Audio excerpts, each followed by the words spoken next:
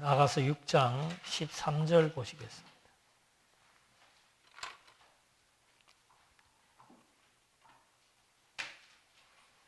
아가서 6장 13절. 돌아오고 돌아오라 술람이 여자야, 돌아오고 돌아오라 우리가 너를 보게 하라. 너희가 어찌하여 마하나임에서 춤추는 것을 보는 것처럼 술람미 여자를 보려느냐. 13절의 말씀은 이제 헤어졌다가 다시 만나게 되는 그 만날 수 있는 역할을 이제 예루살렘에 있는 궁중 여인들에게 술람미가 부탁을 한 적이 있습니다. 그래서 그 여인들이 이제는 만나게 해준 그 신부가 얼마나 신랑을 사랑하는지를 이제 먼저 확인했고, 그 다음에는 이제 이 증인들이 신부를 부르는 그 요청하는 그런 내용들이 13절인데, 전반부는 이제 그 예루살렘 여인들, 증인들이 신부 술람미를 만나기를 요청하는 겁니다. 돌아오라, 돌아오라. 이제 만나고 싶다는 그 화해의 요청에 손길을 보내고, 그러면서 이제 그 술람미 여인이 돌아와서 춤추기를 이제 보고 싶어 하는 그런 내용에 대해서 신랑이 너희가 어찌하여 마하나임에서 춤추는, 마하나임은 야복강 근처라 그럽니다. 거기에서 춤추는 것을 보는 것처럼 술람미 여인을 보려 하려느냐. 그러니까 이 예루살렘 여인들, 이게 이제 신부에 대한 행복인데, 예루살렘 여인들이 그 술람미를 다시 요청을 하고 그가 춤추기를 바라고, 또 신랑은 그 춤추는 것을 허락하는 그런 이제 의미가 담겨져 있습니다. 그래서 이 신부가 행복한 것은 그 이제 주변 증인들로부터의 요청을 받는다는 것은 인정을 받았다, 그런 뜻입니다. 주변 사람들로부터 인정을 받고, 무슨 인정인가? 얼마만큼 신랑에 대한 사랑이 확고한지에 대한 인정을 받았고, 그 다음에 이제 다른 말로 하면 무도죠. 춤에 대한 요청이 있습니다. 그러니까 이 춤이 어떤 의미가 있는가? 고대 근동 사람들, 특히 그 유대 세계에 있어서 이 춤이라고 하는 것은 행복에 대한 표현입니다.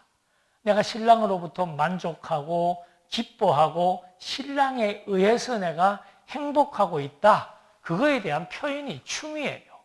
그러니까 그 정인들이 지금 술람미 여인에게 정말 화해에 대한 아름다운 그 모습들, 신랑과 신부의 화해, 예루살렘 정인들과 신부의 또 서로 한 마음, 이런 아름다운 마음들에 대한 최종적인 표현은 뭔가? 신부의 춤이라는 거죠. 그래서 그 신부의 춤의 의미가 역사적으로도 정말 행복에 대한, 기쁨에 대한 표현이라고 하는 거. 그래서 이런 이제 그 과정들을 여기에서 먼저 소개를 한 겁니다. 그래서 오늘은 이제 아가서를 마지막으로 끝내는 내용인데, 제목이 성숙한 사랑과 행복입니다. 성숙하기 위해서 한번 헤어졌다가 다시 만나는 거죠.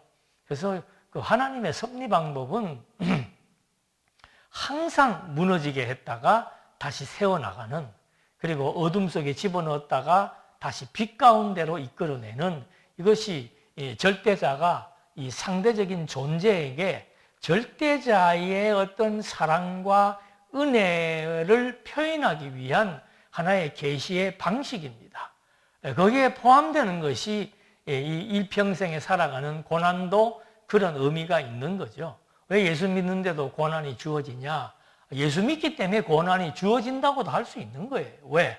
그 고난을 통해서 우리는 상대적 존재이기 때문에 어둠을 통해서 빛을 깨닫고 나갈 수 있는 것처럼, 어둠을 깨달을 수 있는 것처럼, 그런 의미 속에서 이렇게 성숙이라고 하는 전제가 바로 뭔가? 고난이라고 하는, 이 본서에서는 이별과 고난의 그런 과정을 통해서 정말 더욱더 사랑이 고조되고 성숙해지는, 그래서 이 마지막 장에서는 이제 결국은 사랑의 노래잖아요, 아가가. 그래서 그 사랑의 노래를 통해서 무엇을 보여주려고 했는가? 성숙과 성숙한 사랑, 완전한 사랑, 영원한 사랑이라는 것이 무엇인가? 제가 좀 성격이 급해요. 이걸 나중에 말해야 되는데 또 미리 다 이렇게 답을 적어놓고 질문이라고 해놨는데 하여튼 본문에서도 다시 한번 설명을 하겠습니다만은 성숙한 사랑이란 뭔가 이타적이다. 그게 뭔지는 이제 본문에서 말씀드릴 겁니다. 완전한 사랑이란 뭔가 일체적 관계를 의미한다. 그래서 하나님께서 아담을 창조하고 남자를 창조하고 남자의 갈비뼈로 여자를 창조해 놓고서는 결합을 하나님께서 명령한 거죠. 남자와 여자는 반드시 결합으로 하나의 일체가 되었을 때 그게 완전한 사랑을 의미하는 것이다. 그래서 이건 볼 거 없죠. 이게 전부 그리스도를 통해서 주어지는 사랑에 대한 의미를 가지고 있습니다. 그래서 영원한 사랑이라는 것은 누구든지 소원하는 것이 뭔가 변함이 없는 것, 변하지 않는 것, 피조 세계에서는 변하지 않는 것이 없습니다. 그래서 하나님께서 정말 불변적인 사랑이 무엇인지를 알게 하기 위해서, 변함없는 사랑이 무엇인지를 알게 하기 위해서 변화무쌍한 피조 세계를 펼쳐놓고 그 속에서 하나님의 사랑만큼은 변함없다라고 하는 사실을 보여주는 이런 사랑에 대한 파노라마 같죠. 성숙과 완전과 영원에 대한 그런 개념들이 이제 마지막 결론적으로 절대적인 사랑에 대한 의미를 통해서 한 번 더 확고하게 증거가 될 것입니다. 그래서 13절에서는 이제 그 증인들의 요청과 춤을 통해서 신부에 대한 행복, 신부가 거기에 대해서 느끼는 행복을 보여준 겁니다. 그리고 7장 1절로부터 9절까지는 그 춤추는 신부의 모습을 보고 신랑이 찬사를 보내는 겁니다. 이거는 여자가 춤을 어떻게 추고 그게 아니에요. 춤을 춘다라고 하는 것은 행복에 대한 표현이다. 만족에 대한 표현이다. 그래서 만족해하는 신부를 바라보면서 신랑이 그 신부에 대해서 찬사를 보내는 그런 내용입니다. 귀한 자에 따라. 이건 완전히 신분 자체를 이제 그 위상한 신분을 위상시켜 놓은 솔로몬 자신이 춤추는 신부, 신랑의 사랑에 의해서 춤추는 신부를 바라보면서 부르는 호칭입니다. 신을 신은 내 발이 어찌 그리 아름다운가. 내 넉적다리는 둥글어서 숭령공에 손이 만든 구슬깨미 같구나. 여기에서 말하는 넉적다리는 허리 부분, 엉덩이 전체를 다 말하는 겁니다. 그러니까 이제 그런 외형적인 것을 이제 표현을 하는 건데, 그 신과 신발이 아름답다라고 하는 얘기를 먼저, 이 중요한 것은 시골 처녀에 대한 그 신분에 대한 상승입니다. 귀한 자의 딸이라고 얘기하면서 정말 아름다운 것에 대한 것을 표현하는 겁니다. 아름다운 신랑이 신부를 볼 때 정말 아름답구나. 신랑이 신부를 볼 때 가장 아름다운 모습은 뭡니까? 신랑이, 우리 가정도 그렇잖아요. 남편이 아내를 볼 때 아내의 가장 아름다운 모습은 뭐예요? 그건 남편의 사랑에 의해서 행복해하는 모습을 볼 때 그게 가장 아름다운 모습이죠. 그런 것처럼 이렇게 아름다운 모습에 대해서 허리와 이 중간 부위 모든 허리와 엉덩이 이런 모든 것들이 정말 아름답게 보인다고 표현을 하고 있습니다. 숭령공에 손이 만든 구슬깨미처럼 그의 춤추는 자태가, 솔로몬은 이걸 그렇게 얘기합니다. 춤추는 그 모습이 너무 아름답다는 거죠. 왜? 그 춤이라고 하는 것이 행복에 겨워서 행복의 기쁨을 표현하는 것이기 때문에 신랑의 사랑에 의해서 그 신부가 함께 행복해하는 그 모습은 신랑 솔로몬에게 있어서 가장 아름다운 모습이다. 배꼽은 섞은 포도주를 가득히 부은 둥근 장 같고 허리는 백합화로 들은 밑단 같구나. 그래서 배꼽과 허리는 균형 있는 몸매. 그리고 백합화 밑단이라는 것은 곡식 단을 백합화 줄기로 묶었다는 것을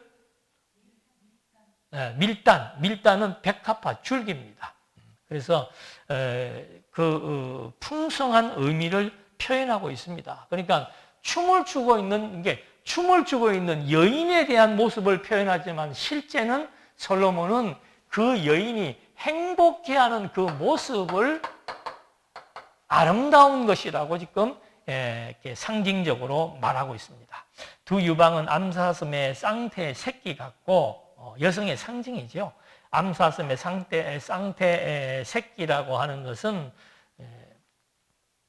가장 그 사랑스러움을 상징하는 것입니다. 그러니까 가장 사랑스러운 여인이다. 목은 상아망대 같구나. 눈은 해수본 바드랍빛 문 곁에 있는 연못 같고 코는 다메섹을 향한 레바논 망대 같구나. 뭐 이복구비를 다 얘기하면서 그 가장 아름다운 모습, 그리고 건물로 치면은 상아망대, 태상의 경춘물과 같이 요새 가우디가 지은 그 건물 보니까 막 보는 순간 다 찬사를 보내잖아요. 그런 것처럼 가장 상하로 만드는 건물이라면 그건 말다인 거죠. 상하로 만든 건물의 아름다움과 같이 신부의 아름다움을 지금 솔로몬은 같이 노래하고 있는 겁니다. 머리는 갈멜산 같고 드리운 머리털은 자줏빛이 있으니 지난 시간 얘기했죠. 가장 아름다운 산, 그 다음에 가장 아름다운 머리빛 색깔, 왕의 그 머리카락에 매이었구나. 사랑아, 내가 어찌 그리 아름다운지, 어찌 그리 화창하게 즐겁게 하는구나. 내 키는 종려나무 같고 내 유방은 그 열매송이 같구나. 내가 말하기를 종려나무에 올라가서 그 가지를 잡으리라 하였나니 내 유방은 포도송이 같고 내 콧김은 사과 냄새 같고 내 입은 좋은 포도주 같을 것이라. 이 포도주는 내가 내 사랑하는 자를 위하여 미끄럽게 흘려내려서 자는 자의 입을 움직이게 하느니라.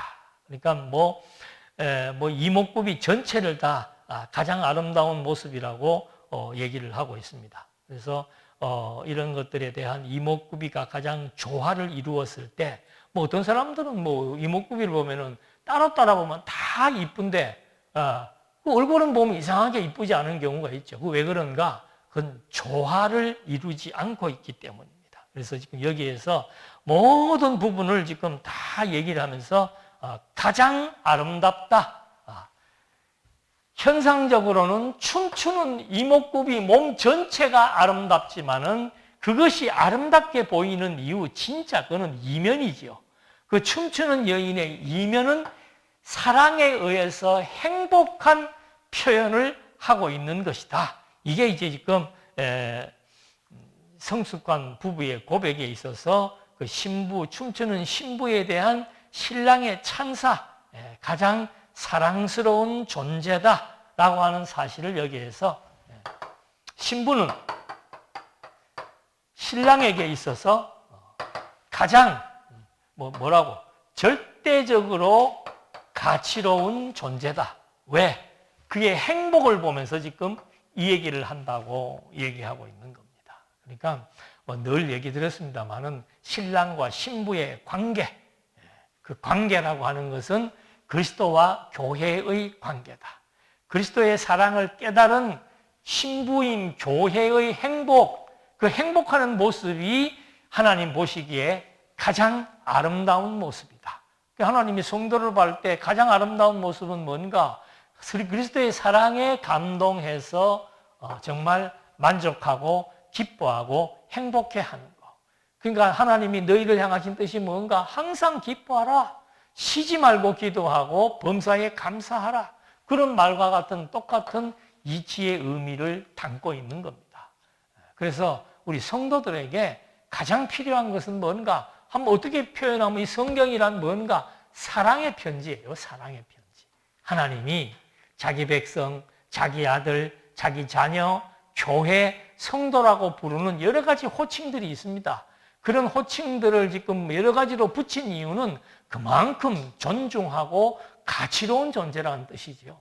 그들이 하나님의 사랑의 가치를 깨닫고 은혜를 깨닫고 하나님의 그 은혜의 영광을 찬송하는 모습, 그것이 가장 아름다운 모습입니다.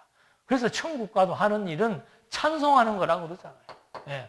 그 사랑이 무궁무진 무한대의 사랑이기 때문에 영원 무궁토록 하나님의 그 영광을 찬송하는 것, 그것이 천국 백성의 모습인 것과 똑같은 거죠. 그래서 7장 9절까지의 내용에서는 이렇게 신부의 행복, 신랑의 찬사, 이 내용에 대한 의미들을 표현한 겁니다. 자, 이런 찬사를 듣고 나니까 행복해하는 신부를 보고 신랑이 세상에서 가장 아름다운 단어와 용어와 현상들을 다 갖다 붙이면서 좋아하는 그런 노래를 부르니까 이제는 고조될 수밖에 없죠, 신부가. 그 신랑에 대한 그 엄청난 사랑에 대해서 고조될 수밖에 없는 그런 노래들이 이제 7장 10절로부터 8장 4절까지의 노래가 됩니다. 자, 이제 신부가 고백을 합니다. 신부가 신랑을 향해서 불러서 고백을 하는데 10절 한번 보시겠습니다. 나는 내 사랑하는 자에게 속하였도다. 그가 나를 사모하는구나. 내 사랑하는 자야, 우리가 함께 들러가서 동네에서 유숙하자. 그러니까 이제 이런 사랑에 대한 내용을 깨닫고 나니까 신부가 하는 고백이 뭔가 하면은 이제는 내가 누구를 위해 살겠다는 겁니까? 신랑을 위해. 그래서 이타적이라고 한 거예요. 그러니까 한국 기독교는 너무 이렇게 보면은 유아적인 기독교예요. 계속 신랑한테 요구만 하는, 그 사랑이 뭔지를 지금 깨닫지는 못하고 신랑이 능력이 있다고 보여지니까 그 신랑한테 요구만 하는 그런 모습을 보이지만, 성숙한 신부, 성숙한 교회의 모습은 뭔가, 성도의 모습은 뭔가, 이제는 내가 이 신랑의 사랑이 절대적이라고 하는 사실을 깨닫고서는 이제는 내가 살아도 당신을 위해 살겠노라라고 하는 그런 이타적인 사랑의 고백을 하는 거죠. 이게 성숙된 사랑이라 이 말입니다. 그리스도의 사랑이라는 것은 뭔가, 그리스도가 먼저 신부를 위해서 십자가라고 하는 이 죽음의 희생, 이게 가장 이타적인 사랑이지요. 그 사랑을 새 만방에 다 보여준 겁니다. 그 사랑을 확인하고 깨닫게 되면은 그다음부터는 깨닫는 만큼 이타적인 그리스도를 위하여 살고 싶은 그런 마음이 생기게 되는 거죠. 그럼 우리가 그리스도를 위한다는 게 어떻게, 직접적으로 어떻게 위할 수 있습니까? 그래서 로마서에서는 사람과 사람 간의 관계 속에서 그리스도의 사랑을 확정해 나가는 그런 내용들로 성도의 생활을 표현하고 있는 겁니다. 그래서 하나님의 사랑이라고, 그리스도의 사랑을 깨닫게 되면은 이제는 자기중심적인 해석, 자기중심적인 판단, 자기중심적인 가치를 이제 점점 저버리고 남을 위한, 그래서 이타주의로 이제 바뀌어 나가는 것이 그리스도의 사랑의 힘이지요. 이타적이라는 것은 뭔가 다른 것 없습니다. 그냥 배려, 상대를 배려할 줄 알고, 그 다음에 배려가 되니까는 뭐 이해할 수 있는 거죠. 어떤 것도 이해할 수 있고, 그 다음에는 용납할 수 있는 이제 이런 아름다운 성숙된 모습들이 이타적인 행위로 나타나게 되는 거죠. 그러니까 이런 것을 또 하나의 막 규범으로 정해놓고 이래 해야 된다는 것이 아니고, 앞에 뭐가 붙습니까? 고조되는 것, 신랑의 사랑에 고조되는 것이 성숙이라 이 말입니다. 신랑의 사랑을 확인할 수 있고 신랑의 사랑의 깊이를 깨닫는 그것이 성숙하는 거예요. 그리스도의 사랑을 점점점 깨달아 나가는 것이 성숙이다. 그러면 성숙이란 뭔가 반드시 이타적으로 사람이 변하게 된다는 겁니다. 그러니까 우리 사람의 성장도 마찬가지예요. 어린아이 때는, 철이 없을 때는 전부 자기 좋은 대로 자기중심적이죠. 그러나 결혼을 하고 철이 들어서 점점점 나이가 들게 되면은 부모의 고난, 부모의 고생, 부모의 희생을 이해하게 되면서 점점 내게 은혜를 베푼 그런 분들에 대해서 배려하고 이해하고 용납하려고 하는 그런 모습이 있는 것과 똑같은 거예요. 그래서 그리스도인들의 사랑이라는 것은 그리스도를 위해 산다라고 하는 것은 물론 복음을 위해 사는 것도 있고, 그 다음에는 실제적으로는 인간과 인간의 관계 속에서 배려와 이해와 용납이라고 하는 이런 2차적인 아름다운 모습들을 여기서도 확인해 볼 수 있는 겁니다. 그래서 여기에 그 고백에 있어서 첫 번째가 나는 내 사랑하는 자에게 속하였도다라는 말의 의미는 뭔가? 나는 이제 당신이 원하는 거, 당신이 즐거워하는 거, 당신이 행복해하는 거, 그걸 위해 살겠다. 왜요? 그 이유가 뭡니까? 그 당신이 나를 어떻게 하게 해주었으니까? 행복하게 해주었습니다. 그리스도가 우리를 행복하게 해주었기 때문에 그리스도의 행복이라는 건 뭐예요? 다른 거 없습니다. 죄로부터의 모든 문제를 해결해 줬다라고 하는 거. 그러니까 이 사람들이 본능적으로 가지고 있는 게 뭔가 하면은 그 죄가 연대 책임을 묻는 줄로 알아요. 죄가 연대 책임을 묻는 것으로 알아가지고 내가 죄가 많으면은 자식들에게 문제가 생길 것이다. 내가 죄가 많으면은 내 사랑하는 사람들에게 문제가 생길 것이다. 그게 죄책감으로 주어지는 불안감입니다. 네. 그런 것으로부터 완전히 해방시켜준 그것만 해도 그게 어딥니까? 내가 정말 모든 사물을 바라볼 때 사물 자체로 바라볼 수 있다라고 하는 거. 그래서 이 죄로부터 벗어나서 하나님 앞에서만큼은 내가 가장 정의롭고 가장 공의롭고 가장 아름다운 모습으로 하나님이 나를 평가한다라고 하는 거. 평가의 기준이 달라져 버린다는 겁니다. 그래서 이 그리스도로부터 받은 행복이라고 하는 것은 뭐 보통 이런 현상적인 것으로 환산할 수 없는 거예요. 누가 나한테 생명을 주었다? 예? 다 죽어가는 사람에게 생명이 소생할 수 있도록 뭐 장기를 주었다? 뭐 이런다면 그 사람 어떻게 잊을 수 있겠습니까?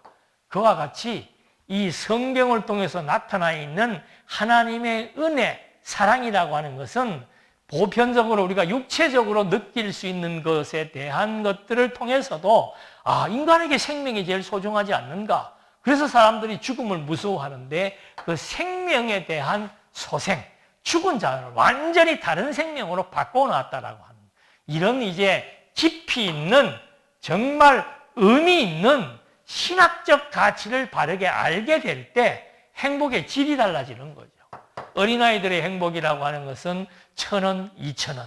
장난감에 의해서 행복의 가치가 변화되지만 이제 어른이 되면은 그 행복 추구의 어떤 기준이 달라지는 것처럼 그리스도인들의 행복이라고 하는 것은 현세적인 것을 추구하고자 하는 것이 아니고 정말 영적인 거, 신령적인 거, 정신적인 세계, 마음의 평화, 아름다움 이런 것들이 이제 점점 고조된 신부의 사랑을 통해서 나타나는 성숙한 사랑의 표현이라고 하는 것을 바로 그냥 10절부터 보여줍니다. 그리고는 신부의 소망이 뭔가? 나 지금 당신과 둘이만 있고 싶다는 거죠. 안정된 곳에서 둘이만 있고 싶다.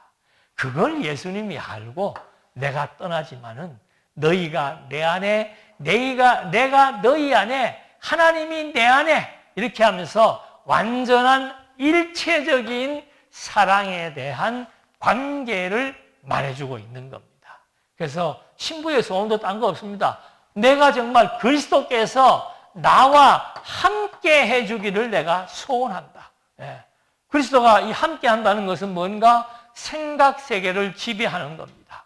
내가 하는 모든 생각들이 그리스도 중심으로 하나님이 기뻐하는 중심으로 생각할 수 있는 그런 세계 생활 상태로 바뀌는 것을 원한다는 거예요. 그러니까 이 사랑의 힘이라고 하는 것은 엄청난 것을 의미하는 겁니다.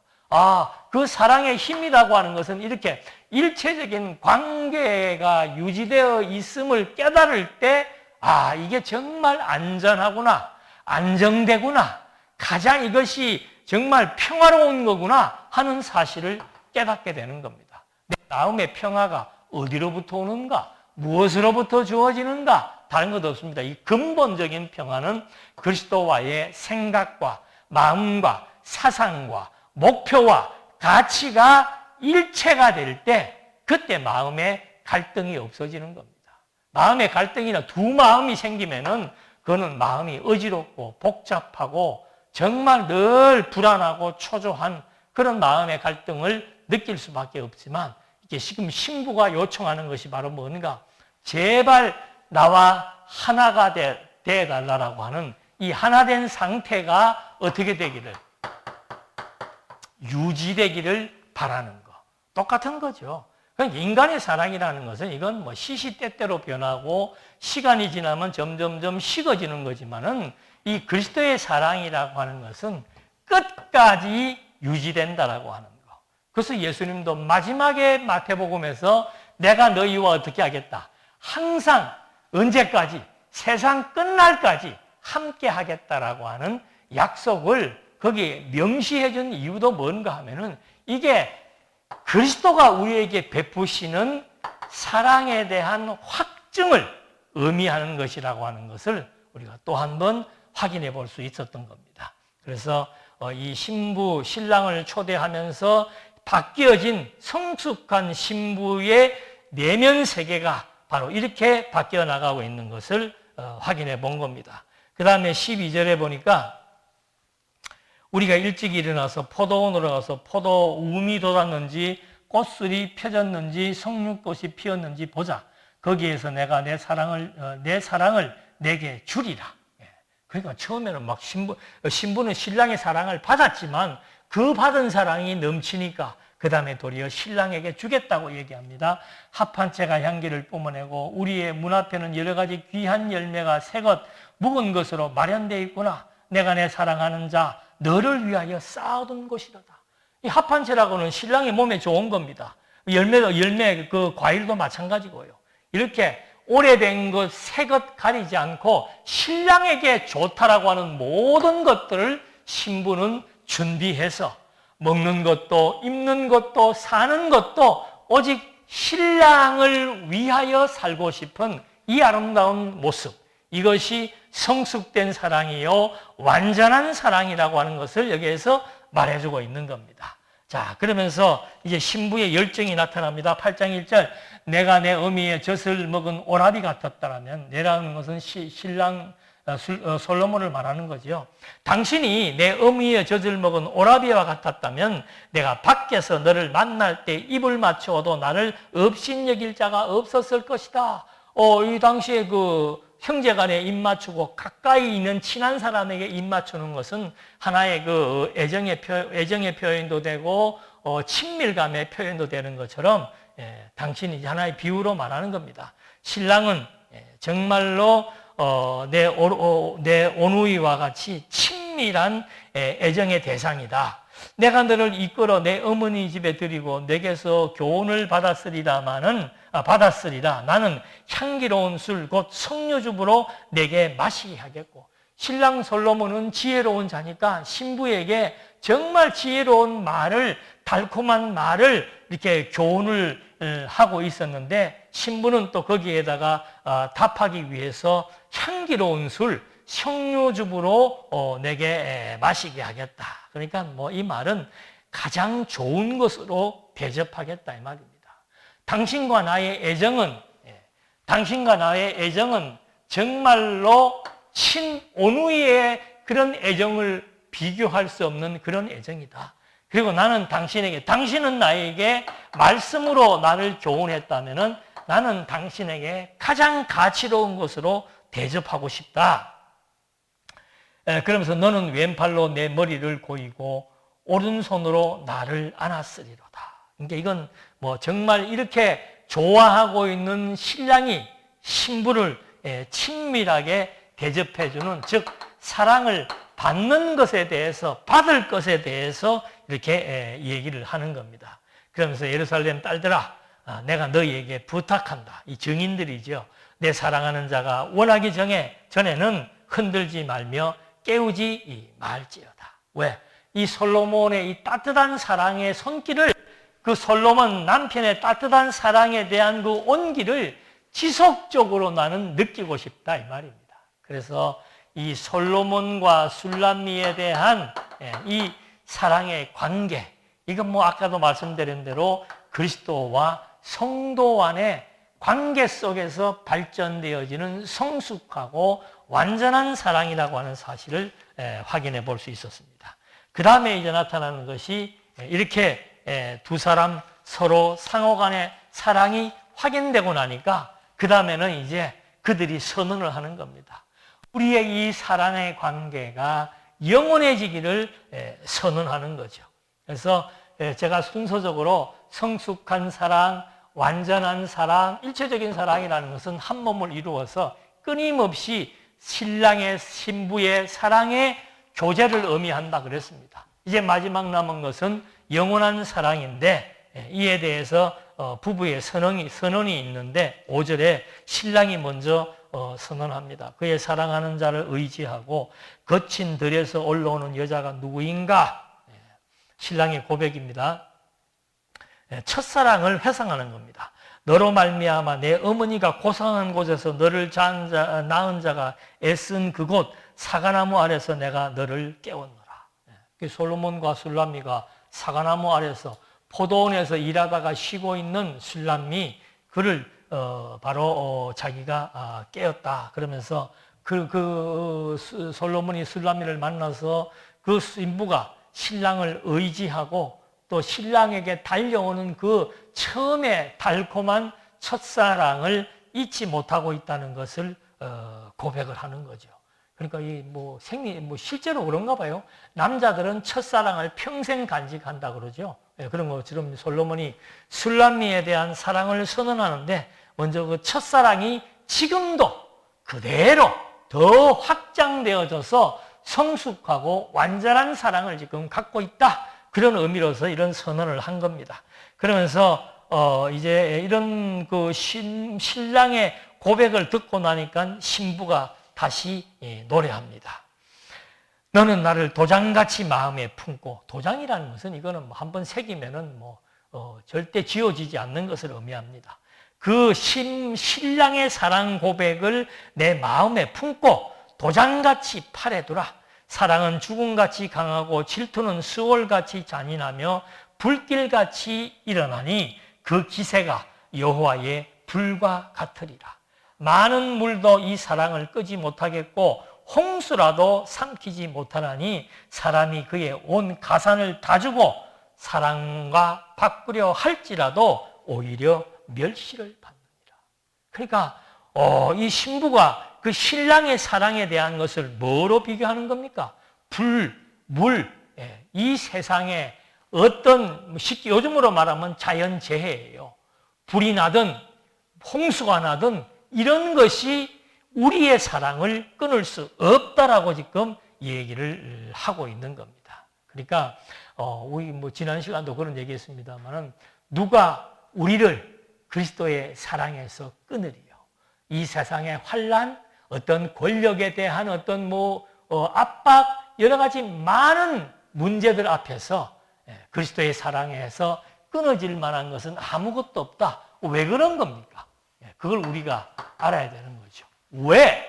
그리스도의 사랑으로부터 그 어떤 천재지변도 또는 어떤 인간관계도 어떤 권력과 위협도 이 그리스도의 사랑으로부터 끊을 수가 없다. 이 지금 신부가 말하는 것도 마찬가지입니다. 신랑의 그 사랑을, 내가 지금 신랑으로부터 받고 있는 이 사랑을 불과 물, 천재지변, 그 어떤 장애가 있다 하더라도 이 사랑은 깨어질 수 없는 사랑이다. 왜요? 신랑의 사랑이 어떻기 때문에? 불변적이며 절대적이기 때문에. 우리가 이런 말 많이 쓰죠. 절대적인 사랑이다. 이런 말을 많이 쓴단 말입니다. 조금 더 보고 확인해 봅시다. 몇 절까지 했죠? 8절. 우리에게 있는 작은 누이는 아직도 유방이 없구나. 그가 청혼을 받는 날에는 우리가 그를 위하여 무엇을 할까? 소녀 시절을 회상하는 겁니다. 그가 성벽이라면 우리는 은망대를 그 위에 세울 것이고 그가 문이라면 우리는 백향목 판자로 두드리겠다고 말하는 겁니다. 그러니까 성장할 때까지 오라비의 보호를 받고 있지만 이제는 친정의 도움으로 오라비의 바람대로 이렇게 신부가 이렇게 아주 장성하게 되었다는 것을 여기서 표현합니다. 10절 말씀에 보니까 읽었죠. 이렇게 성숙된 그 모습을 얘기합니다. 11절에 솔로몬이 바알하몬에 포도원이 있어 지키는 자들에게 맡겨두고 그들로 각기 그 열매로 말미암아 은천을 바치게 하였구나. 솔로몬 너는 천을 얻겠고 열매를 지키는 자도 200을 얻으려니와 내게 속한 내 포도원은 내 앞에 있구나. 그러니까 이런 왕비가 이제 이만큼 이제 솔로몬에 의해서 풍성해진 것을 여기서 말하고 있습니다. 이렇게 신부의 고백, 신랑의 고백 같이 이제 주고받고 마지막에 하는 것이 부부에 대한 합창입니다. 신랑의 기대가 뭔가 13절에 보십시다. 너 동산에 거주하는 자야 친구들이 내 소리에 귀를 기울이니 내가 듣게 하려구나. 내 사랑하는 자야 너는 빨리 달리라. 향기로운 산 위에 있는 노루와도 같고 어린 사슴과도 같구나. 신랑의 기대는 이제 신부의 행복한 노래를 모든 사람들이 듣고 싶어한다. 그래서 예루살렘 여인들도 와가지고는 술람미에게 춤춰봐라. 네가 정말 신랑의 사랑에 의해서 행복한지 기쁨이 넘치는지 한번 그것을 표현해봐라고 얘기한 것처럼 신랑의 기대는 뭔가? 네가 지금 항상 신랑으로부터 주어지는 그 사랑에 의해서 행복하고 만족하고 기뻐하는 것을 모든 사람들이 다 알 수 있도록 해줬으면 좋겠다고 얘기합니다. 그러니까 신부의 염원은 뭔가 하면은 연애할 때부터 갖고 있던 사랑을 고백하는 겁니다. 내 사랑하는 자야 너는 빨리 달리라. 향기로운 산 위에 있는 노루와도 같고 어린 사슴과도 같아라. 용맹 있고 가치 있고 존귀한 그런 신부의 늠름하고 멋있는 모습을 그대로 간직해 주기를 원한다. 그러니까 마지막 가서 이들의 사랑 노래는 뭔가? 우리들의 사랑이 깨어지지 않고 어떻게 처음에 가졌던 첫사랑과 같이 지금 이렇게 우리가 녹익은 사랑을 서로 보유하고 있는 그 아름답고 멋있는 사랑이 영원해지기를 바란다고 이제 서로가 한마디씩의 고백을 통해서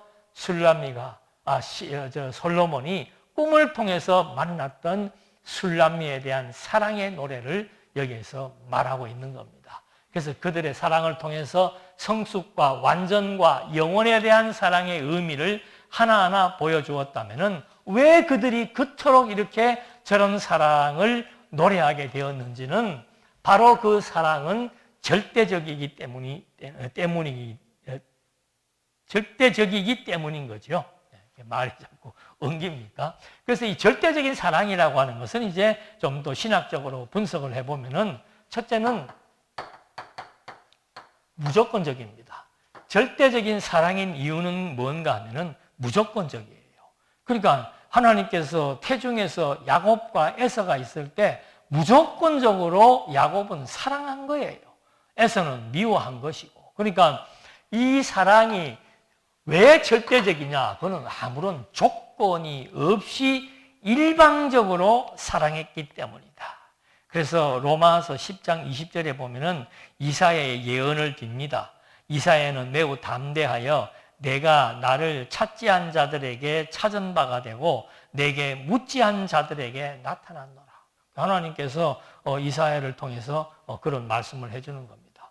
나는 찾지 않은 자들에게 나를 묻지 아니한 자들에게 그들의 요청과 상관없이 그냥 아무런 조건 없이 일방적으로 무조건적인 선택이라는 것을 여기에서 밝혀주고 있죠. 그래서 제가 모든 신학적인 원리를 풀어나갈 때마다 에베소서 1장 3절로 5절 말씀을 모든 신학의 근간으로 삼는 이유는 거기에 하나님께서 창세, 이 선택이 언제부터인가? 창세 전부터 하나님께서 그리스도를 통해서 어떻게 예정한 것을 기쁘신 뜻을 따라 이루어 나가신다는 것이 이미 하나님의 계획입니다. 이 계획이기 때문에 하나님의 사랑이라고 하는 것은 절대적이라고 하는 것을 확인해 볼 수 있습니다. 두 번째는 하나님의 사랑이 왜 절대적인가? 이것은 유일무이. 하나님의 사랑이 절대적인 것은 유일무이한 존재가 하신 사랑이기 때문에 그래요. 그래서 하나님은 자신도 사랑의 본질이신 하나님도 유일무이하지만 사랑의 대상도 유일무이한 겁니다. 그래서 처음 하나님께서 섭리하시는 것도 보면은 그냥 뭐 하나님께서 사람을 만들 때 아담도 만들 수 있고 하와도 만들 수 있고 가인도 만들 수가 있잖아요. 흙을 이양 흙을 재료를 갖다 놓고 뭘 만들면은 뭐 여러 가지를 만들 수가 있는데 몇 개를 만듭니까? 아담 한 사람을 하나님이 만듭니다. 이 하나라고 하는 것이 중요한 거예요. 왜? 하나님의 절대적인 사랑은 유일한 것이라는 것을 보여주기 위한 겁니다. 그래서 노아도 마찬가지입니다. 그 근동에 얼마나 많은 인류가 살고 있었습니까? 근데 거기서 노아 한 사람에게 하나님이 은혜를 주십니다. 노아 한 사람에게 은혜를 주고 의인이라는 호칭을 주십니다. 근동에 얼마나 또 많은 사람이 살고 있었는데 거기에서 아브라함 한 사람을 하나님이 선택을 합니다. 그러니까 이건 뭐 아무것도 없는 흙에서 하나를 선택하는 겁니다. 흙에서. 이 피조세계가 흙으로 만들어졌잖아요. 그 엄청난 흙에서 아담 한 사람을 선택하고 창조합니다. 많은 인류 중에서 노아 한 사람에게 하나님이 은혜를 입히고 의를 줍니다. 그리고 근동 지역에 바벨론 지역에 무수히 많은 사람들 중에서 아브라함 한 사람을 하나님께서 무조건적으로 선택한다는 거예요. 그래서 이렇게 선택되어져 온 이것은 하나님의 사랑이 유일무이한 존재를 통해서 이루어진다는 거. 그래서 바로 하나님의 독생자 이런 표현을 쓰는 이유가 있습니다. 그냥 뭐 하나님께서 그리스도를 보냈다면 되는데 하나님의 유일하신 독생자를 보내가지고 이 하나님의 아들만이 할 수 있는 유일한 사역을 담당하게 하신 겁니다. 이게 무슨 사역인가? 죽음에서 부활하사 하나님의 아들로 확정될 수 있는 이 사역은 오직 유일무이한 한 사람에 의해서 주어지는 거죠. 그래서 솔로몬도 이 유일무이한 술람미가 솔로몬에게는 유일무이한 존재라고 하는 사실을 아가서 6장 8절에서 고백했다 그랬죠. 왕비가 60이고 후궁이 80이다. 140명이나 현재 있지만 그 중에서 뭐라고 얘기하는 겁니까? 내 비둘기, 내 완전한 자는 당신 하나뿐이라고 솔로몬이 고백을 하고 있는 겁니다. 이런 것처럼 왜 하나님의 사랑이 그리스도를 통한 하나님의 사랑이 절대적인가? 그것은 하나 유일무이한 존재를 하나님이 유일무이한 존재를 통해서 사랑을 확증했고 유일무이한 교회 하나밖에 없는 교회입니다. 그 교회의 성도 이것이 바로 유일무이한 존재이기 때문에 하나님의 사랑은 절대적임을 우리에게 확증시켜주고 있는 겁니다. 그래서 제가 저는 늘 그런 얘기를 수도 없이 합니다. 내가 신학을 입문할 때 가졌던 충격적인 하나님에 대한 확증은 뭔가? 나는 하나님 앞에서 유일무이한 존재라고 하는 거. 이것같이 나를 정말 나의 자존감을 세워주는 그런 사랑은 없는 거죠. 이 세상에 무수히 많은 사람 중에서 하나님 앞에서 나는 나다. 유일무이한 존재라고 하는 거. 왜? 유일무이하신 하나님의 독생자에 의해서 내가 존재하기 때문에 나라고 하는 존재도 하나님 앞에서는 유일무이한 존재다. 자존감 떨어지는 사람들에게 가장 확실한 신앙적인 권면은 이거밖에 없는 겁니다. 그래서 예수님도 그런 표현을 쓰잖아요. 잃어버린 한 마리 양을 위해서 내가 모든 에너지를 다 쏟겠다고 말씀하신 것과 맥락을 같이 하는 겁니다. 물론 개체는 여러 개체가 성도 그러면 얼마나 많겠습니까? 그런데 천국 가면 하나밖에, 그리스도 한 분밖에 없다 그러잖아요. 왜? 이것이 한 몸이기 때문에 그렇다 이 말입니다. 그리스도도 한 분, 교회도 하나, 나도 하나라고 하는 거. 이걸 이제 여기에서 확인시키면서, 그래서 술람미와 솔로몬의 사랑은 절대적인 사랑인 이유는 뭔가? 솔로몬에게 술람미는 하나밖에, 사랑하는 대상은 하나밖에 없었다는 거. 하나님이 사랑하는 피조 세계에 이 수십억만의 인구 중에서도 하나님의 사랑의 관심의 대상은 뭔가? 교회, 하나님의 교회 하나밖에 없다라고 하는 거. 그 교회 안에 우리가 개체로 다 연결되어 있기 때문에 그리스도와 교회는 하나다, 교회는 하나다라고 말하는 이유가 거기에 있는 거죠. 그 다음에는 또 뭔가 하면은 하나님의 사랑이 절대적인 이유는 세 번째, 고정 불변의 원칙에 입각해 있기 때문입니다. 그러니까 지금 계속 솔로몬도 그렇고 특히 술람미가 솔로몬에게 원하는 마음은, 소원은 뭡니까? 우리의 사랑이 좀 깨지지 않고 영원히 좀 갔으면 좋겠다. 그런 고백을 하는 것처럼 하나님의 사랑이라고 하는 것은 고정되어 있는데 그것이 변하지 않는다 이 말입니다. 그래서 우리는 이 사랑을 불가항력적인 사랑이라고 표현을 하는 거예요. 천재지변이 갈라놓은, 불가항력이라고 하는 것은 천재지변, 자연재해 이런 걸 의미하는 겁니다. 천재지변이나 자연재해로부터도 단절될 수 없는 사랑, 은혜. 그렇기 때문에 하나님의 사랑은 절대적인 것이라고 우리에게 설명해 주고 있는 겁니다. 이래서 인간의 범죄에도 하나님의 사랑은 끊어지지 않습니다. 변함이 없습니다. 하나님이 우리를 향한 그 사랑은 고정되어 있고 불변적이기 때문에 인간의 범죄와도 상관이 없어요. 그걸 보여주기 위해서 하나님은 아담을 창조하고 바로 아담의 타락 사건이 발생하게 됩니다. 그래도 하나님은 아담에게 가죽옷을 입혀서 보호해 줍니다. 인류가 범죄합니다. 다 없애버렸지만은 노아 한 사람에게 하나님이 은혜를 입혀주는 거예요. 아담 한 사람의 범죄로 온 인류가 다 죄로 말미암아 사망에 처했을 때 그리스도 한 분이 이 죄와 사망에서 의와 생명을 얻게 하는 이런 불가항력적인 하나님의 절대적인 사랑, 이것으로부터 아무것도 우리를 끊을 수 없다라고 하는 것. 그것이 로마서 8장 39절 말씀에 높음이나 깊음이나, 이 높음 깊음은 고대 별로 인한 공포를 말합니다. 자연재해, 천재지변, 다른 어떤 피조물이라도 인간이나 자연이나 우주나 이 모든 피조생계에 존재하는 그 어떤 것이라도 우리 주 그리스도 예수 안에 있는 하나님의 사랑에서 끊을 수 없느니라. 그 이유는 뭐라고 그랬습니까? 하나님의 사랑은 절대적인 사랑이기 때문에 그 사랑은 내가 요구하거나 거부할 수 없는 그런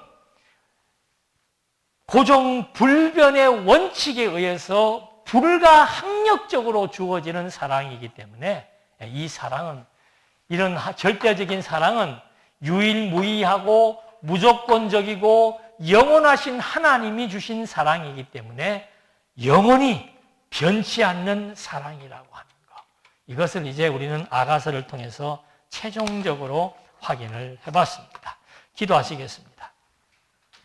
은혜와 사랑이 풍성하신 하나님 아버지, 우리는 보편적으로 사랑을 정말 인간적인 사랑의 그 이상을 뛰어넘고 생각하지 못할 때가 많습니다마는 하나님의 사랑이 왜 그렇게 절대적인가? 하나님의 사랑이 왜 그렇게 무한하고 하나님의 사랑은 끝없이 우리를 위해서 지속성을 유지하고 있는가? 우리는 다시 한번 아가를 통해서 확인해 보았습니다. 솔로몬과 술람미의 인간관계 속에서 드러난 사랑이라 할지라도 이렇게 성숙될 수 있고 완전해질 수 있고 영원하다는 사실들을 확인시켜 준 것은 하나님을 통해서 나타난 그리스도의 사랑이 정말 우리를 성숙하게 만들고 완전하게 만들고 영원한 사랑임을 확증하며 소망 가운데 살아갈 수 있게 한다는 사실을 또 한 번 확인하며 예수님의 이름으로 기도드립니다. 아멘.